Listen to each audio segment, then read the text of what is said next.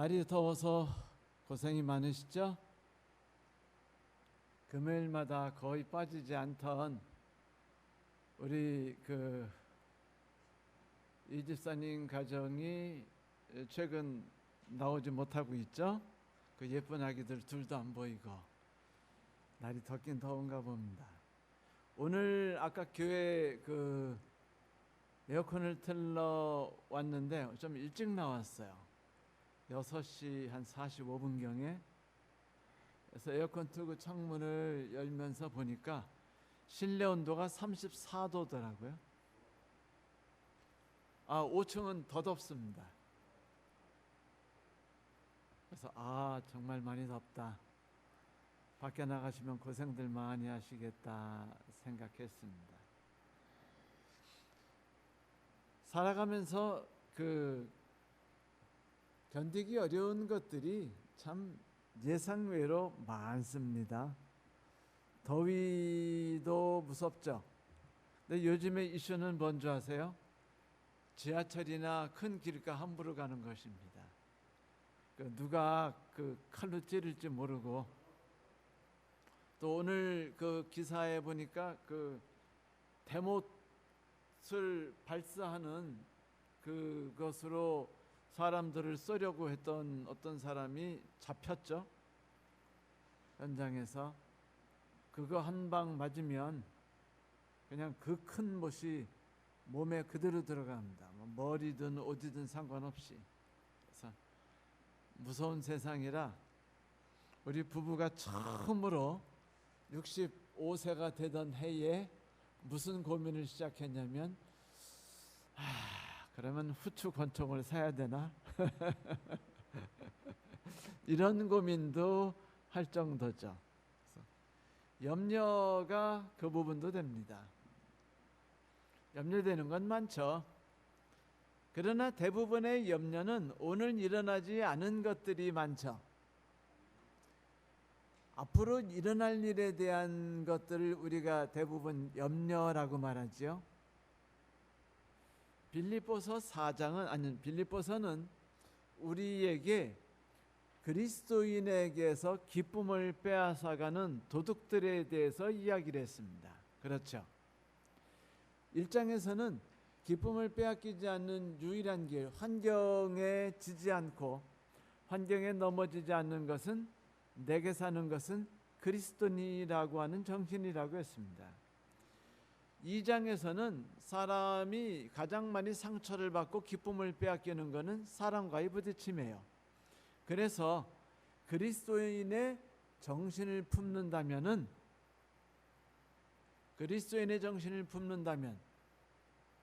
우리가 사람과의 부딪힘 속에서 기쁨을 잃지 않게 될 것이라는 이야기를 했죠. 3장에서는 인간 본의적인 생각과 하나님 생각의 충돌에 대한 이야기를 끝없이 합니다. 너 자신을 버리라, 하나님이 너를 인도하심을 받아들이라 라로 이야기하면서 그렇게 하지 못할 때 사람들이 기쁨을 잃어버린다라고 말합니다. 4장에서는 염려에 대한 이야기를 해요. 뭐에 대한 이야기요? 염려. 이 염려라는 것, 제가 의학에 대해서 알지 못하니까 여기서 말씀드린다고 해가지고 제가 정확하게 알고 말씀드리는 건 아닙니다. 단지 그렇다는 그런 신문기사나 혹은 저널에서 봤을 그런 내용들이 있죠. 몇몇 의사들이 말하기를 염려라는 것이 정신에도 큰 장애를 끼치지만 인간의 육체에 영향을 크게 끼친다고 하죠. 소화계통이라든지 다른 것들에 영향을 크게 끼친다고 합니다. 잊지 말아야 할 게 있죠. 심장. 네, 심장에도 큰 부정적인 영향을 끼친다고 하죠. 미래를 염려한다는 것, 이것은 사람의 삶의 생기를 잃게 해요. 미래에 대한 자신이 없으면은요, 오늘 삶을 그 안정되게 살아가지 못하고 마구마구 흔들립니다. 그 집값들이 폭등하게 되면은 그 막판에 그 누가 뛰어드는지 아시죠? 2030이 뛰어듭니다. 근데 그것은 3년 전, 비단 3년 전에만 있었던 사건이 아니라 오래전에 10여 년 이상 전에도 터졌던 사건이에요. 그때도 급등했다가 급락할 때 막판에 그 상투 잡은 사람들은 다 2030이었습니다. 그런데 왜 2030 사람들이 그 고통을 겪게 됐을까요? 여러 가지 이유가 있겠지만 그 중에 하나는 첫째, 미래에 대해 불안한 것이죠. 그리고 기존에 있는 사람들은 다 집 한 채씩 있고 여유 있는 삶들을 살아가는 것 같고 골프도 치고 놀러도 가고 다 하는데 나는 돈 벌어가지고 정신없이 모으기 바쁘고 애 키울 것 생각하니까 정신이 아득해요. 그러다 보니까 결국은 마음이 안정되지 못함으로 무슨 일을 감수하는 거죠? 모험을 하는 거죠. 물론 투자라는 것이 20대, 30대에 그 과감한 투자를 해야 되는 것은 그 투자의 원칙 중에 하나이기도 합니다. 안정된 투자를 20대부터 40대까지 한다는 건 어리석다고들 투자 전문가들이 말하니까요.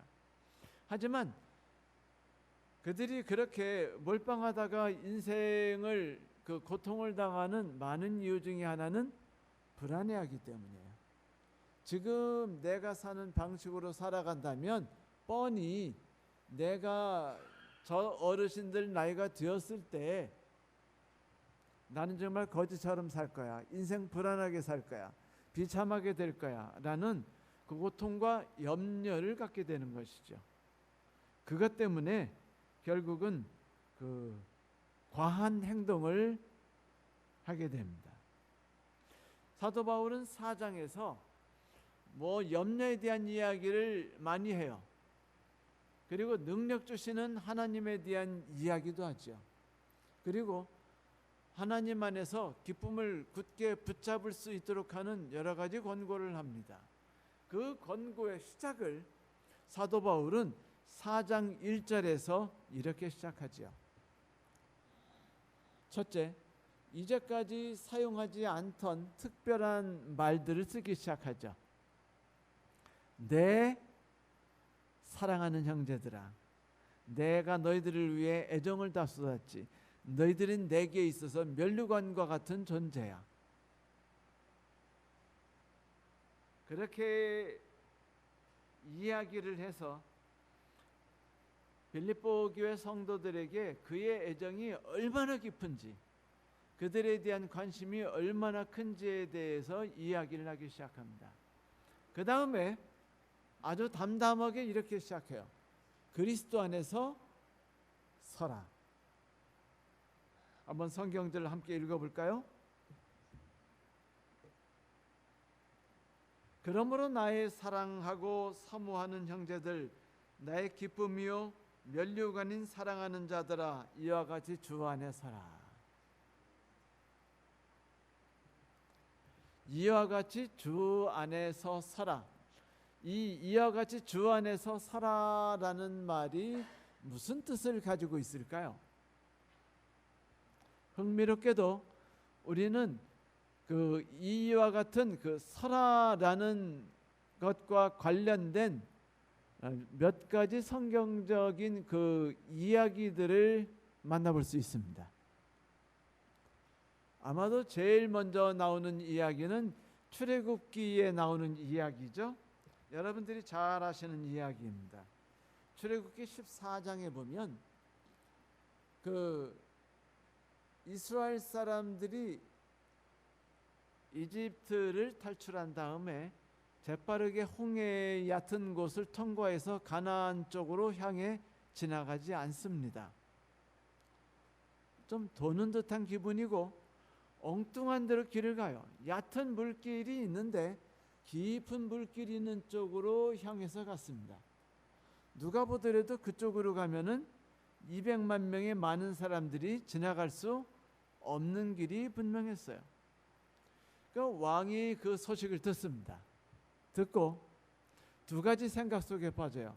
첫째는 이놈들이 도망가네. 그렇게 생각하니까 그 속이 쓰리죠. 내 것처럼 생각되는 거예요. 근데 내 거를 잃어버린 것처럼 생각되는 겁니다. 남의 거 잃어버린 것이 아니고 내 거를 잃어버렸다는 생각이 얼마나 속이 쓰린지 몰라요. 그 다음에 이집트 왕이 생각한 것은 얘네들이 헤매고 있다는 것입니다. 길을 갈 줄 몰라서 헤매고 있다면 지금 정신을 못 차리고 있는 거니까 어떻게 하면 되겠다? 쫓아가서 다 잡아오면 되겠다 해가지고 그 바로 왕이 군인들을 소집합니다. 그래서 당시 그 마병거, 다시 말해 마차가 끄는 병거를 끌고 군인들이 창과 칼을 들고 방패를 들고 쫓아오죠. 어마어마한 사람들이 쫓아옵니다. 그 광경을 이스라엘 사람들이 느끼게 돼요. 이 지축이 흔들리는 느낌이 들거든요. 멀리서 먼지 구름이 보이거든요. 그리고 사람들이 그 군인들이 몰려오는 것이 분명하다는 느낌이 들어요. 그렇다면 이스라엘 사람들이 느끼는 것은 뭘까요? 공포감이죠.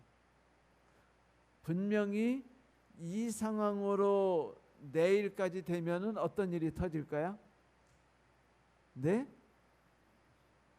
네, 우리는 다 잡혀갈 거야. 이전보다 더 심한 혹독한 고통을 받겠지.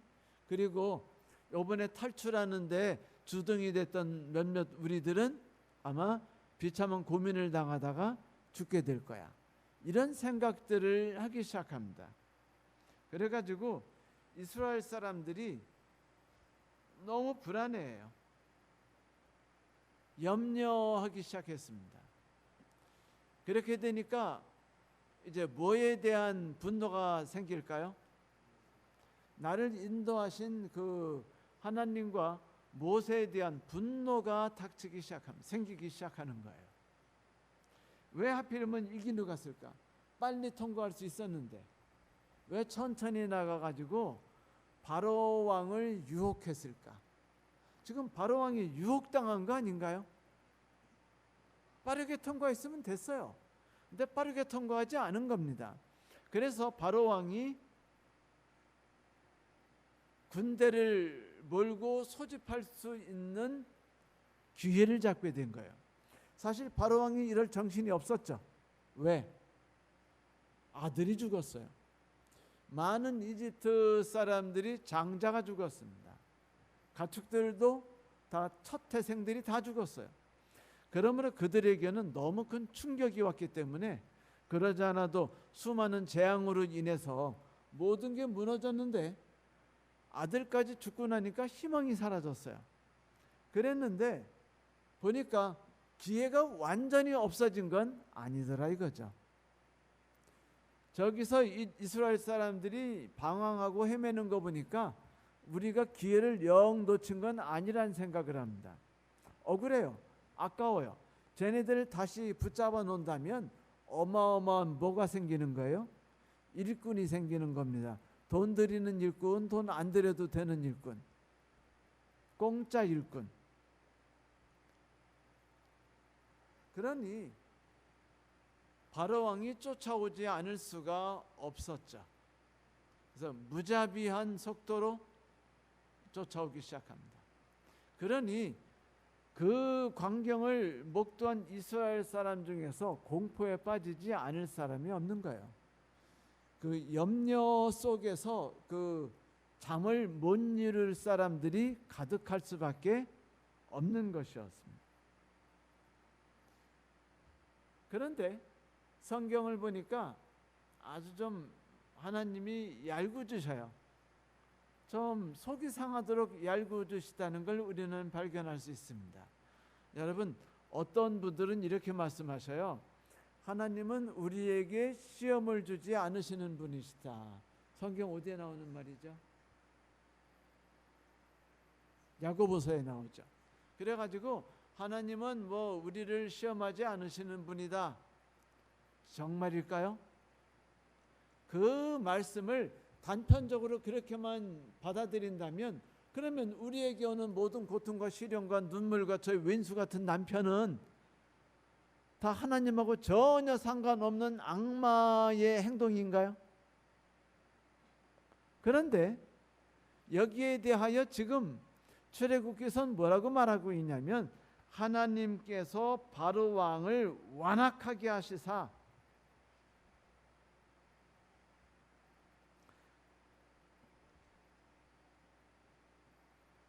착각까지 하게 하시사. 그러니까 바로 왕이 상태 파악도 제대로 못했어요. 하나님의 능력을 봤음에도 불구하고 그거를 무시합니다. 그리고 제 정도 애들이야, 칼 하나도 없는 애들인데 내가 쟤네들을 다 다시 붙잡아 오지 못하겠어? 라는 착각에 빠져요. 그리고 뭐 그냥 그래, 너네 몇백 년 동안 고생했으니까 해방하는 것도 우리는 그동안에 뭐 충분히 돈은 벌었고, 그래 통 크게 너희들을 놔주마, 이런 생각할 수가 없어요. 여러분 가만히 생각해 보세요. 우리가 할 때 문화를 알고 품격을 가지고 있으며 품위를 지키는 나라들이 대개 어느 나라들이죠? 영국, 프랑스 뭐 이런 나라들이죠. 그런데 영국과 프랑스가 그 품격을 유지하게 된 배경이 뭡니까? 뭐가 배경이에요? 제국주의 이름으로 전 세계를 수탈해서 뺏은 돈으로 그렇게 품격을 지킨 겁니다. 그거로 미술의 붐을 일으켰고, 그거로 음악의 붐을 일으켰고, 그거로 건축의 붐을 일으켰고, 그거로 자기들은 뭐를 지키고? 품위를 지키고 고상한 찻잔에 품위 있게 음식을 만들어 먹으며 멋진 집에서 예의를 차린 거예요. 비싼 명품이 뭔지 가치를 아는 사람들이 됐어요. 그런 사람들이 말 한마디라도 신사답게 하고 말 한마디도 예물을 갖추니까 요즘 사람들은 뭐 영국 신사 하는데 알고 보면 다 나쁜 놈들이에요.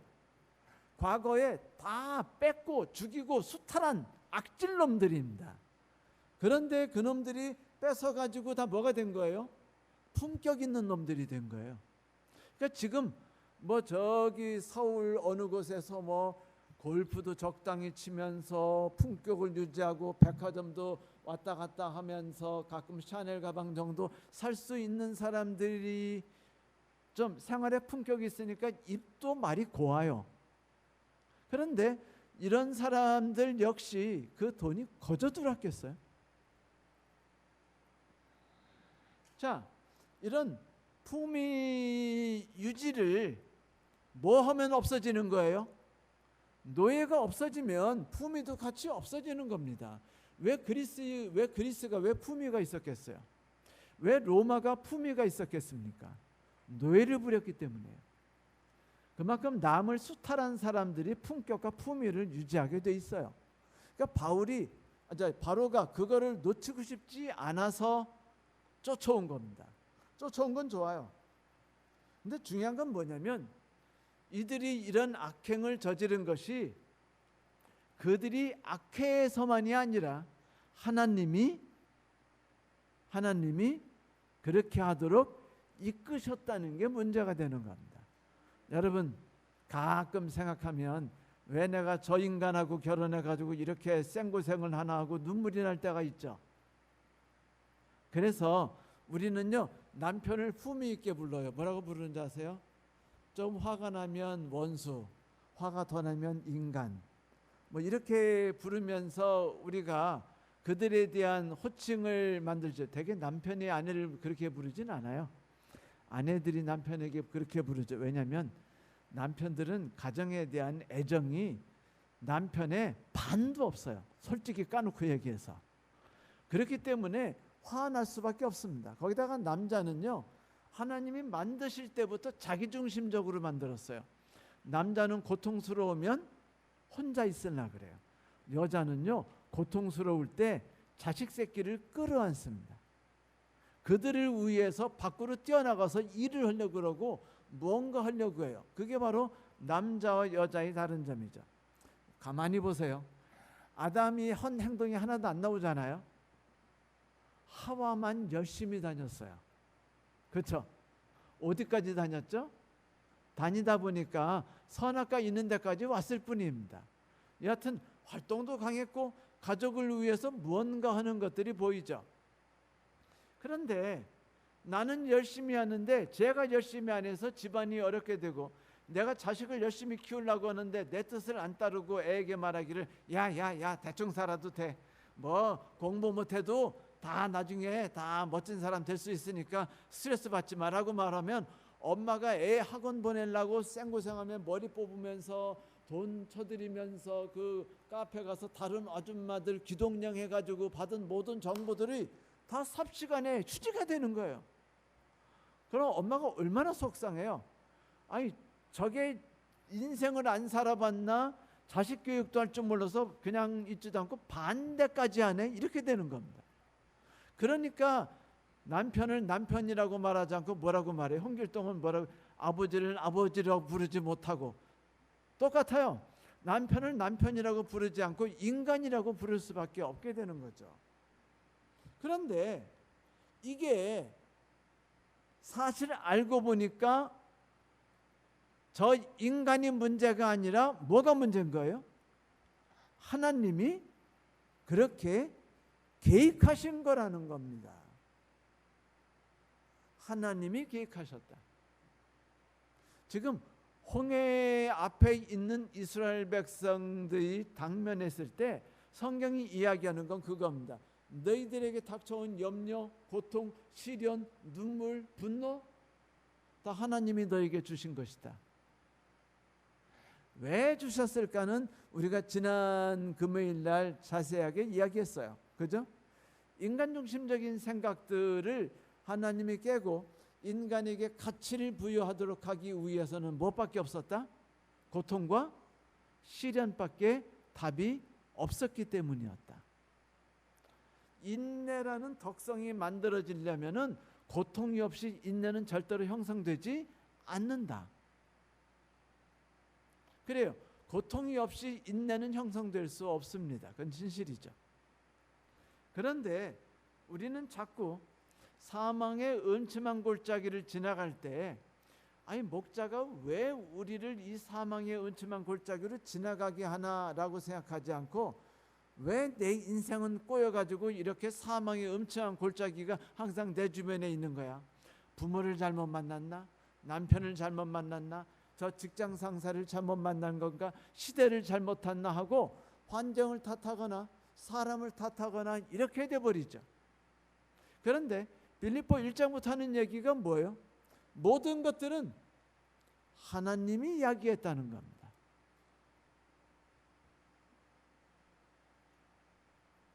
그 이유가 뭐라고요? 바로왕과 너희들에게 누가 하나님인 걸 알고 해주려고 한다? 내가 전능하신 하나님이라는 것을 알게 해주려고 한다라는 것이었습니다. 하나님께서 우리에게 시련을 주시는 것은 바로 그것 때문이에요. 그런데 우리는요, 고통을 겪을 때 품격 있는 고통이면 겪을 수 있다고 생각해요. 예를 들면 체육 선수들이 그 메달을 따기 위해서 헉헉거리며 열심히 고생하며 내가 달리고 내가 막 역기를 들고 내가 막 밧줄을 타고 올라가고 죽으라고 씨름하면서 다칠 때는 뭐라고 생각해요? 이런 고생은 겪을 수 있습니다. 이런 고생을 해서 내가 메달을 딸 수 있기 때문에 이렇게 말할 수 있어요. 그런데 우리를 하나님을 더 의지하고 하나님께 매달리게 하며 가치 있는 품격들을 만들도록 하시기 위해서 하나님께서 우리에게 주시는 고통과 시련들은 그렇게 고상한 방법으로 오지 않아요. 항상 재수 없는 방법으로 와요. 기분 나쁜 방법으로 하여 우리 가슴을 찢어버리는 방법으로 우리에게 다가옵니다. 그게 문제예요. 기분 나쁜 상사의 행동입니다. 기분 나쁜 남편이에요. 기분 나쁜 시댁 식구처럼 하는 겁니다. 똑같은 것도요. 아이를 낳는데 시부모 하는 말이, 시부모는 그 흘기면서 뭐 3일 됐으니까 벌떡 일어나야지 않겠어? 시부모가 왔으니까 아프더라도 일어나야지 라고 말하고, 친정어머니는 뭐라고 말하죠? 아, 누워있어 누워있어, 아픈데 힘들지 않니? 누워있어라고 말하지 않아요?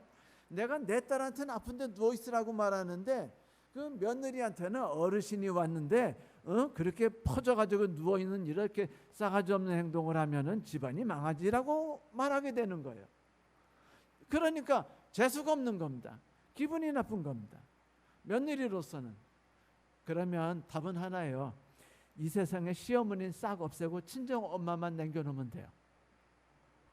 그러면 천국일 것 같죠? 그렇지 않습니다. 하나님께서는 결코 세상을 그렇게 만들지 않으셔요. 하나님은 고통이 인간의 삶을 지배하도록 만드셨기 때문입니다. 그런데 기분 나쁜 방법으로 나를 괴롭히는 그런 이웃들과 그런 남편들과 그런 시댁 식구들로 인해서 내가 힘든 거예요. 그런데 그것만이 아니에요. 빌립보서 1장, 2장, 3장은 그런 삶이었어요. 그런데 빌립보 4장은 뭐 얘기하는 겁니까? 미래 얘기라는 겁니다. 좋아, 내 저놈의 남정네하고 내가 같이 살아.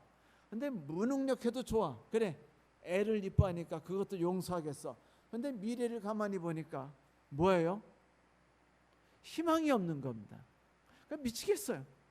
그래서 열심히 살아 볼락하는데 이놈의 남편이 무슨 짓을 저지른 거예요? 어디서 속아가지고 사기당했어요. 그 1억을 순식간에 벌 수 있다는 얘기를 듣고 혹해가지고 사기당해가지고 돈을 1억을 날린 겁니다. 그러니까 아내가 와가지고 화딱지가 나는 거예요. 어이구, 내 인생이 어쩌다가 이런 팔자가 돼가지고 말이야. 그냥 가만히나 있으면 되는 거지. 왜 하지 말라는 짓은 골라가지고 해가지고. 그 남편은 뭐라 그래요? 내가 벌 능력이 없으니까 이렇게 집안을 위해서 행복하게 할 수 있는 기회가 있다니까 내가 그걸 달려들어 본 거지. 나 다 가족을 위해서 한 건데. 이렇게 말하는 겁니다. 이렇게 됐을 때 암담해져요.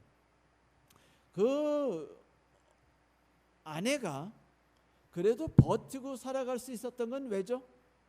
환경이 아무리 힘들어도, 혹독하고 힘들어도, 남편이 아무리 그래도, 시어머니가 아무리 내 마음을 갈기갈기 찢어도 버틸 수 있었던 건 왜였죠?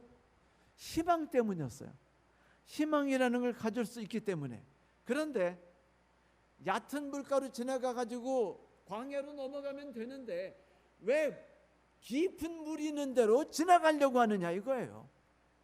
거기다가 왜 애국 군인은 왜 그것도 막 어마어마한 숫자로 왜 막 달려면서 다다다다다 소리내며 땅을 흔들면서 왜 쫓아오느냐 이겁니다. 내 미래까지 암담하게 만들어야 되느냐 이거죠. 그것이 지금 고통스러운 거예요. 많은 그리스도인들이 시어머니 때문에 고통스러워하는 거 사실입니다. 직장 상사 때문에 힘들어하는 거 알아요. 동료들 때문에 분노하고 그래서 자연인이 되고 싶은 심정 이해합니다. 환경 때문에 고통스러운 거 알아요.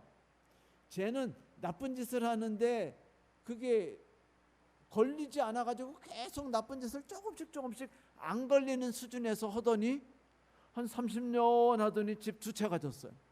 나는 청렴하고 정직한 그 아버지를 둬가지고 살다 보니까 아버지가 초가집 하나 남겨놓지 못하는 겁니다. 속상하죠? 네, 환경 때문에 내가 어렵고 고통당할 수 있어요. 그러나 우리는 그런 환경도 다 이겨낼 수 있습니다. 그러나 미래까지 무너지면은요, 그건 힘든 겁니다.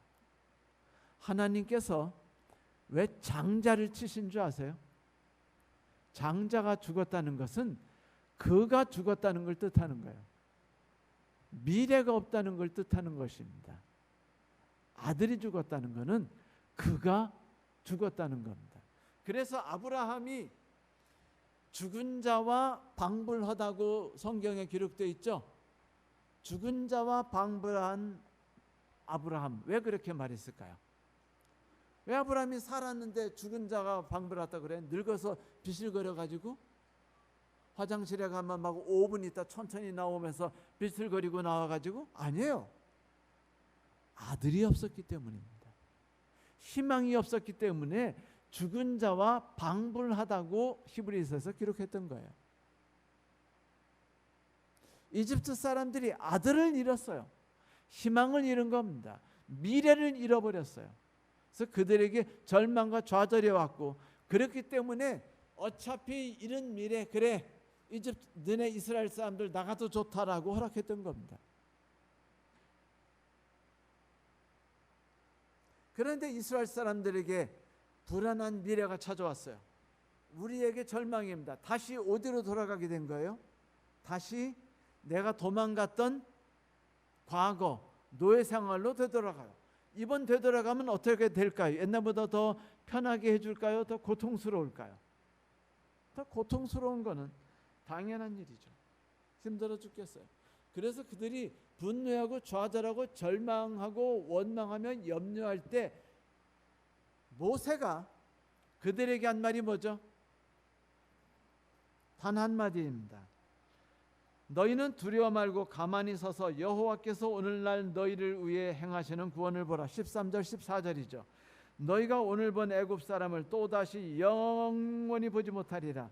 여호와께서 너희를 위해 싸우시리니 너희는 가만히 있을지니라. 여기서 지금 가만히 있으라는 단어가 몇 번 나오죠? 가만히 있으라는 단어가 몇 번 나옵니까? 2번. 자, 가만히 있으라, 이 단어가 무슨 뜻일까요? 저 이제 이야기하고 싶은 거예요. 조금 아까 우리는 빌립보서 4장 1절에서 어떤 이야기를 들었죠? 주 예수 안에서 뭐하라? 서라. 그리고 지금 모세가 너희는 가만히 있어. 이 두 개가 연관성이 있을까요? 없을까요? 있을 것 같아요? 없을 것 같습니까? 둘 다 공통점을 갖고 있습니다. 어떤 공통점인 줄 아세요? 둘 다 군사적 용어입니다. 둘 다 뭐라고요?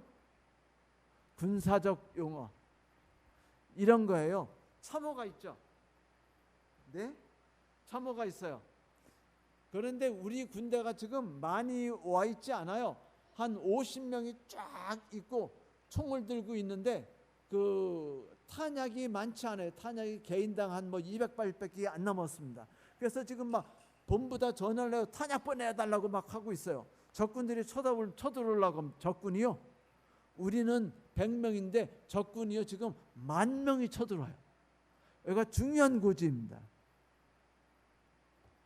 두려움에 빠질까요? 안 빠질까요? 네? 빠져요. 그런데 저 뒤서 지금 대대장이 뭐라고 말하냐면 지금 도울 수 없으니까 새벽까지 버티라고 말합니다. 그러면 소대장이 다니면서 버텨라고 말하면서 목숨을 걸고 사수해. 너희들이 사수하지 않는다면 우리나라의 미래는 없어라고 말해요. 실제 옛날 6.25 전쟁 때 사건 아시죠? 대구 쪽이 밀리고 낙동강 전선 쪽이 밀리면서 마지막에 미국인들이 세운 라인이 영주 라인이었었어요. 영주가 무너지면 어떻게 하겠다? 제주도로 빠지고 위성 국가를 만들고 미국인들은 일본으로 빠져가겠다라고 말해 생각했습니다. 아니 작전을 그렇게 짰어요.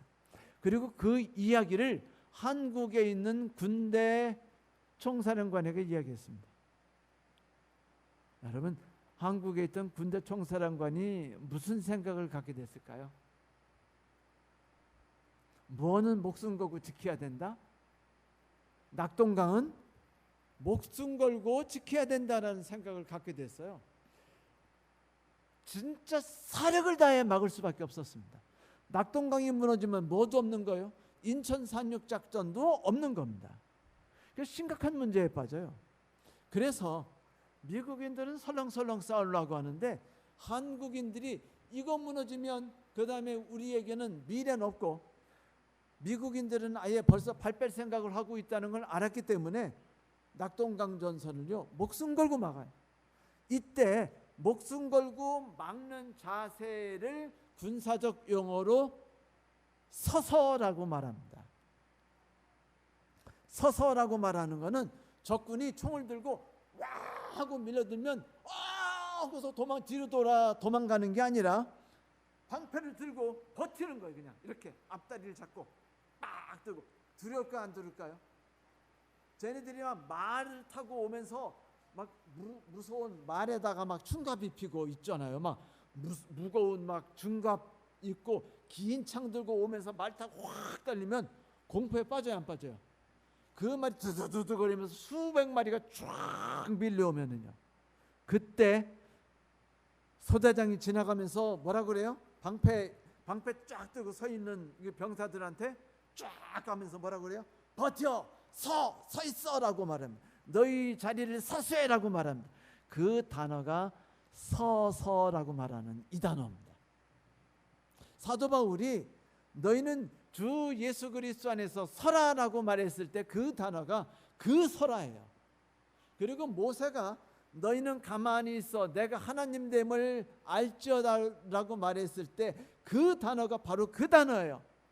어떤 단어예요? 필사적인 단어입니다. 목숨을 건 단어예요. 사력을 다하는 단어예요.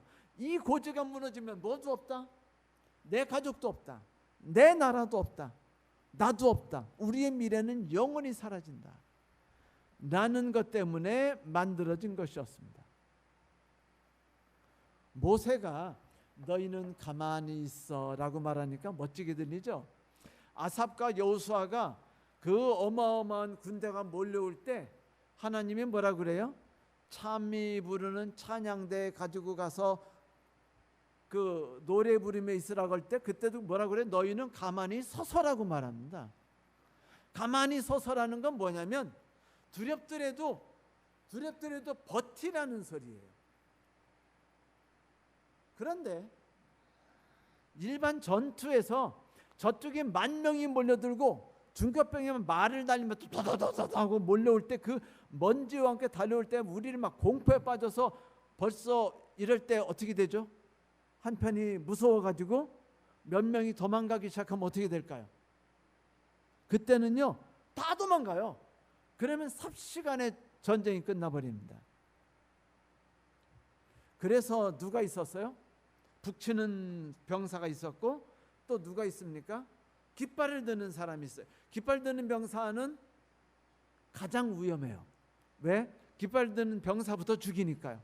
그러면 한 병사가 도망가지 않고 앞서서 쫙 나가는데 총 쏴 죽어요. 총 맞아 죽어요. 그러면 다른 병사가 그 깃발을 쓰러진 깃발 잡고 또다시 앞으로 쫙 나갈 때 사기가 돋아가지고 그들이 버틸 수 있는 힘이 생기는 거지 않습니까? 이때 사용하는 단어예요. 너희는 가만히 있어서 내가 하나님됨을 알자다. 그땐 두려움이죠. 그러나 하나님께서 이 단어 쓰실 때는요 하나입니다. 염려하지 말라는 거예요. 어떤 경우도 왜? 이 모든 일들은 내가 만든 사건이야. 바로를 왕고하게 한 것도 나야. 깊은 밭 앞으로 몰고 온 것도 나야. 너희들은 지금 염려 가운데 빠졌겠지. 그런데 내가 왜 일을 저질렀겠니? 라고 묻는 겁니다. 너희들 지금 생각해봤니? 저는 뭐 원수 때문에 내 인생이 완전히 망쳤니? 내가 처녀 때 얼마나 곱고 예쁜 얼굴이었는데 너 때문에 내 인생이 이 꼴이 되었니? 뭐 지금 이 꼴이 아니에요. 그건 뭘 이야기하는 거냐면 하나님께서는 아무런 관련이 없으시다는 이야기죠. 아니에요. 하나님께서 그 일을 왜 버리는 줄 아십니까? 왜 그렇게 남편은 그렇게 나를 괴롭히고 시어머니가 나를 괴롭히게 하시는 겁니까?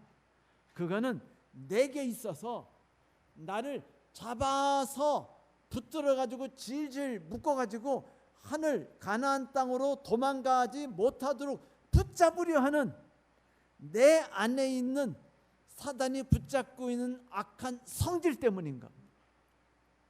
그것이 나를 끝없이 붙들고 늘어지는 겁니다. 그것을 떼내기 위해서, 과감히 잘라내기 위해서는 무엇밖에 없는 줄 아세요? 그런 긴장스러운 전선에 서는 수밖에 없어요. 그냥 모세가 그들에게 말합니다. 전원 긴장하고 반드시 서라 이거예요. 도망가지 말라는 겁니다. 항복하지 말라는 겁니다. 왜? 이 전선은 너희의 싸움이 아니라 누구의 싸움이니까? 나의 싸움이니까. 그래요. 하나님이 이 싸움을 일으키셨습니다.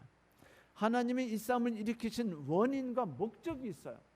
그것은 지금 우리에게서 우리를 노예처럼 부려먹던 바로와 이집트 병사들을 영원히 나의 삶을 더 이상은 지배하지 못하도록 없애버리기 위해서요.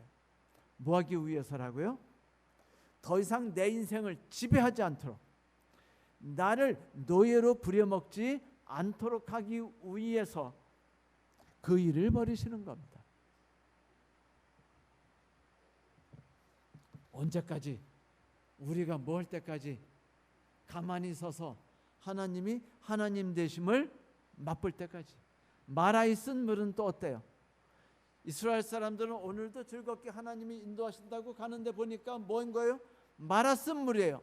쓴 물을 딱 먹는 순간에 인생이 쓰다는 걸 느꼈습니다. 희망이 없는 거예요. 미래도 없는 겁니다. 그래서 그들이 분노해요. 그리고 우리를 인도한다는 것이 겨우 마라냐고 말합니다. 그러나 그들을 마라로 인도하신 건 또 누구였죠? 하나님이셨어요. 왜? 버리도록 하기 위해서입니다. 더 이상은 사탄, 이집트, 마귀가 우리를 노예로 삼지 못하도록 하기 위해서. 어떤 것이 참지 못하는 성격입니까? 분노하는 성격인가요? 견디지 못하는 성격인가요? 나는 딴 건 다 좋은데 입이 거칠어서, 혹은 나는 딴 건 다 멋지고 잘하는데 참지를 못해. 이런 것이라면 그게 나를 노예로 만든다는 걸 우리는 알고 있죠. 염려가 그렇게 우리를 뭐로 만들어요? 노예로 만듭니다. 그래서 하나님을 온전히 신뢰하지 못하게 만들어요. 우리를 완전히 육체와 정신을 좀먹게 만듭니다. 병들게 만들어요. 그렇기 때문에 미래에 대한 걱정이 우리를 지배하는 것을 하나님이 원치 않으셔요. 그렇기 때문에 하나님께서 우리에게 말씀하시는 겁니다. 버티고 서서, 저 원수 마귀가 너희를 잡으러 지금 진군에 달려오는데 버티고 서서 있어라. 그러면 내가 너희에게 한 가지를 보여주마. 내가 너희의 하나님이시며, 내가 저 바로와 저 군대가 저 홍해 물 가운데서 영원히 사라져 없어져 버리는 것을 내가 너희에게 보여주마라고 말하는 거예요. 자, 얕은 바다를 건너갔어요. 그러면 바로가 쫓아올 수 있을까요, 없을까요? 언제나 쫓아올 수 있어요. 그러면 바로가 쫓아오지 않게 막을 수 있는 길은 뭡니까?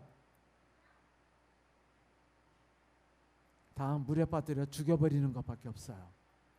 그러면 미래를 염려하는 나의 정신을 좀먹고 병들게 하고 내 육체까지 말라 비틀어지게 하는 분노, 용서하지 못함, 참지 못함, 염려함, 이런 이집트 군대는 어떻게 하면 좋을까요? 그냥 냅두고 같이 사는 게 나을까요? 아니면은 홍해 바닷물에 빠뜨려 가지고 영원히 수장시키는 게 낫겠습니까? 어느 게 좋으세요, 여러분? 수장시키길 바란다면 우리는 깊은 바다 앞에 서야 됩니다. 그리고 바로 군대가 우리들을 쫓아오는 것을 경험해야 돼요. 그제서야 우리는 하나님께 매달리고 하나님 앞에 엎드릴 수밖에 없어요. 누구처럼? 야곱처럼.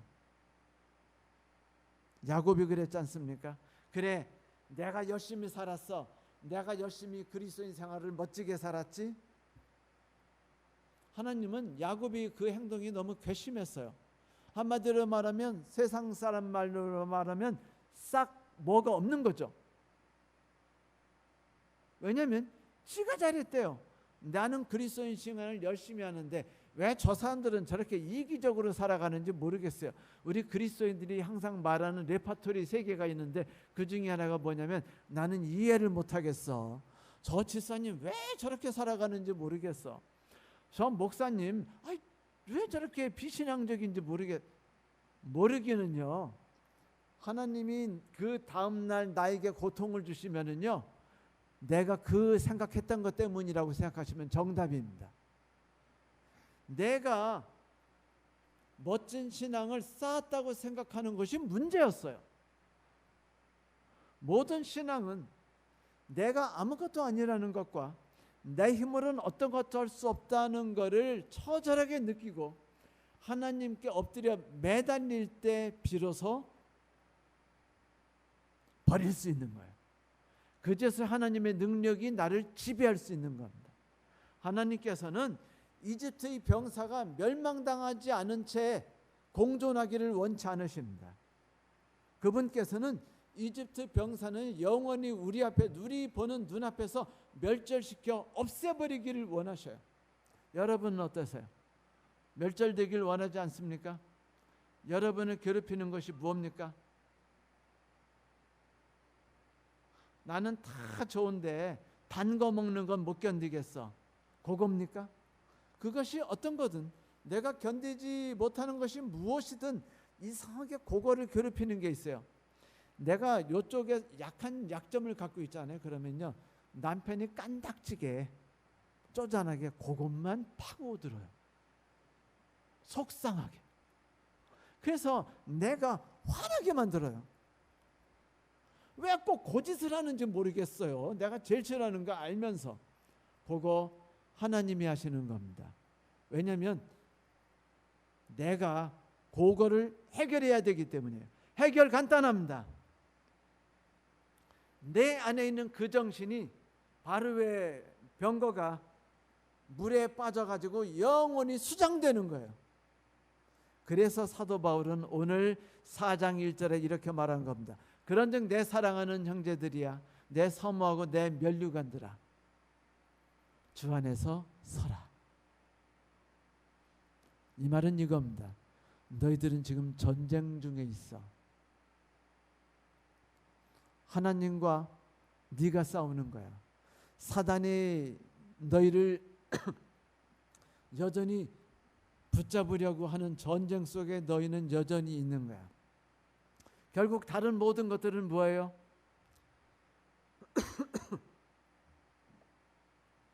하나님의 도구입니다. 남편도 하나님의 도구, 사기당한 것도 하나님의 도구, 저 나쁜 놈도 하나님의 도구, 모두가 다 하나님의 도구예요. 성도 여러분,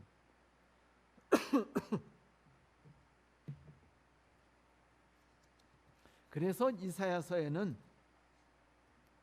이것을 뭐라고 말하냐면 풀무불로 인도한다라고 말했던 것입니다. 풀무불이 얼마나 고통스럽겠어요? 얼마나 힘들겠습니까? 그거 당해보지 않고 우리가 고통을 알겠습니까? 제가 알고 있는 형님 중에 한 분이 그 기름으로, 뜨거운 기름으로 뒤집어 써가지고 화학 기름으로 전신이 흉터를 입었는데 지금도 전신이 흉터예요. 그때 죽는 줄 알았는데 얼마나 고통스러운 삶을 살았는지 모릅니다. 지금 이겨내고서 그래도 그냥 건강하게 살아가는 거 보면은요, 참 대단하다고 생각해요. 존경스럽기도 하고. 그 고통이 얼마나 힘들었을까요? 여러분, 우리가 죄악과 싸워서 그 죄악 하나를 잘라내는 삶들은 하나같이 그런 고통이에요. 풀무불의 고통 없이 우리가 더 나은 삶을 향해 나아갈 수 없어요.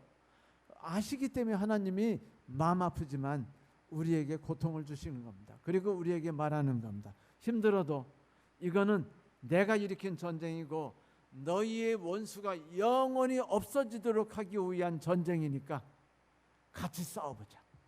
너희는 담대히 서서 두려워하지 말고 염려하지 말고 담대히 서라. 내가 너희를 위해 나서주겠다. 내 길을 정하신 분은 전능하신 하나님이십니다. 여러분, 슬픔이나 분노가 우리를 지배하지 않게 해주세요. 잠시 동안은 그렇게 할 수 있습니다. 하지만 그 감정이 하루 종일 지배하지 않도록 해주세요.